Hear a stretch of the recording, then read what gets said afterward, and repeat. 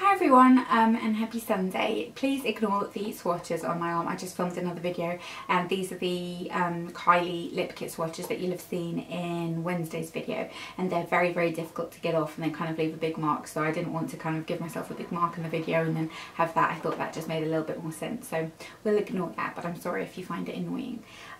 But today we are chatting about liquid toners. Well, liquid exfoliators, aka acid toners, and these types of products have made a huge name for themselves in recent years. I think if you go back sort of maybe like 5-6 years ago, they weren't really a thing, but they're very much a thing now. Most brands have some sort of offering in that department, and I think that Caroline Hirons has a lot to do with it. Now you do have the very iconic products in this range, which would be things like the Pixi Glow Tonic, which I am going to mention even though it's not drugstore. Most of the ones I've got here are drugstore ones. The Clarins Liquid Exfoliator, which is very nice, and the P50, which I haven't tried because I just think it's very expensive. So that's everything, and I have got quite a few others that I've tried that as I'm going along I will kind of give an honourable mention. But I'm going to start first of all with what even is a acid toner. What do we need it for in our routine? What does it do? The very basic explanation, and I will put more of a sciencey explanation down below if you're interested in that kind of thing, just to explain it a little bit more in case you don't know. But it basically resurfaces the skin, helps refine your skin, helps refine your pores. They can have varying types of acid in them that help to renew your skin, so things like glycolic acid, and different types of kind of some are more kind of a little bit more moisturising, more of a gel texture, have a little bit more glycerin in them. Some are more suited to oilier skin, so they will have a little bit more of salicylic acid, and they just help to get your skin looking really glowy, get rid of any dead skin cells, and help your pores look the best that they can look. They won't necessarily shrink your pores, but they just help your overall skin tone. They can help a little bit if you have a little bit of light pigmentation, not if you have problem melasma and that kind of thing. So that's a basic what do they do? Why do we need them in your routine? If you are somebody who suffers with quite congested skin, if you are somebody who suffers with quite lackluster dull skin, then you might need them in your routine, and where in your routine they would fit would be in place of a regular toner. How often you use them in your routine is something that you need to determine in terms of your own skin. I don't find with my skin that I can use them kind of twice a day. I think that's a little bit much for my skin. I tend to stick to once a day. Usually in the evening. Sometimes if my skin's feeling a bit dry I will skip that, but definitely if you have an oilier, more easily congested skin type, then you will definitely benefit from having something like this in your skincare routine. So now we've got all of that out of the way, I'm going to talk to you about some of the ones that I've tried, and I have got a few that I want to talk to you that I haven't necessarily got in this video as well.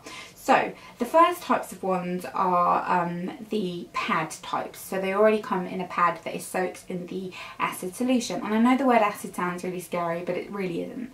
And one of the first drugstore brands to do this, you had the Pixi versions, which were slightly more expensive, not crazy expensive, and then the First Aid Beauty version, which I haven't actually tried, but I need to try those because I've heard really good things about them, was the Nip and Fab Glycolic Fix pads.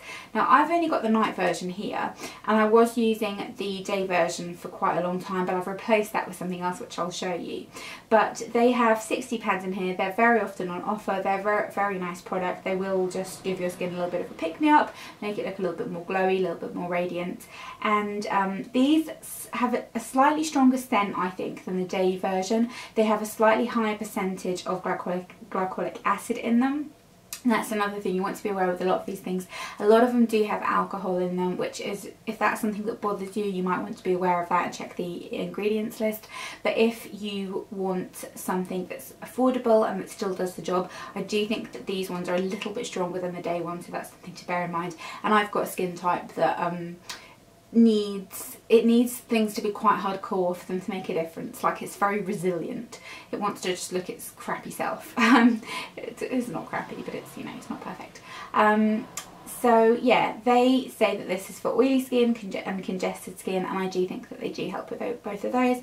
I like using these, but I haven't repurchased them in quite a while. So that's the pad section.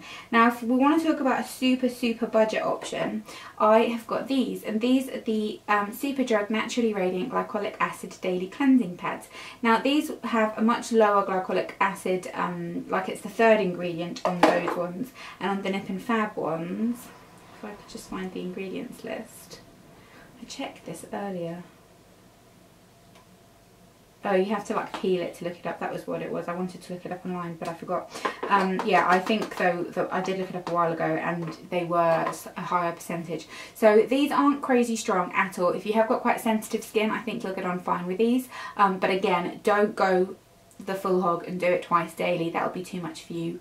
Like, build the tolerance up.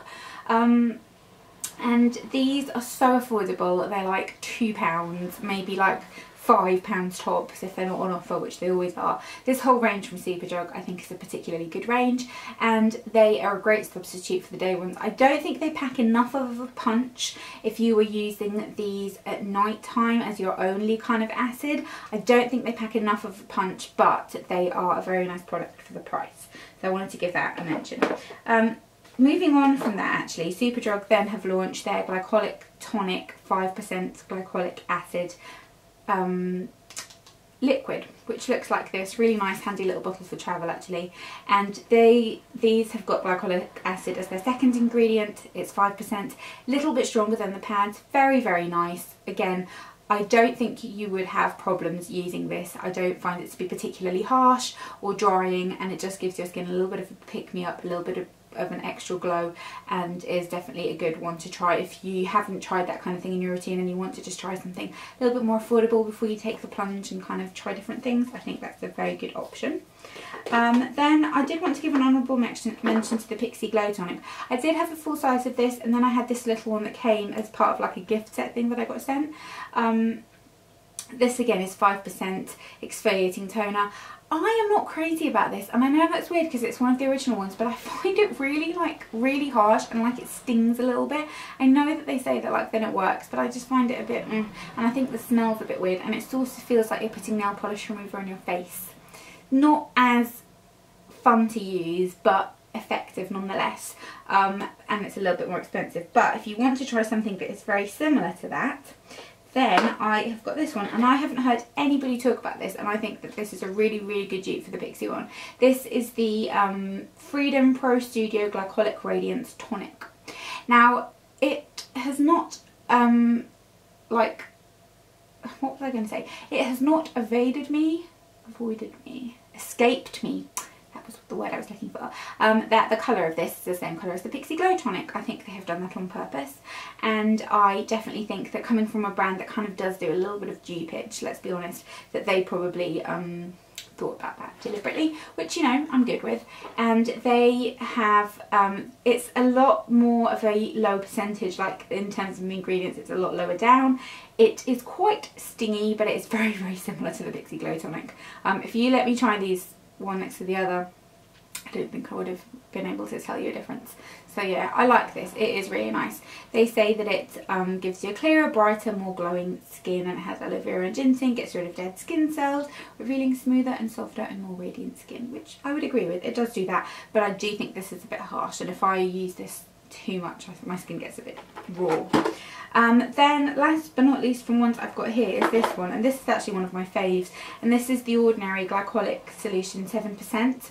This is really effective. I actually really like the packaging of it because it has this nozzle bit, and you can just twist it up and pop it onto your cotton wool pads, and it just works really well at kind of dispensing the correct amount. I know that's a really weird thing to care about, but it satisfies me.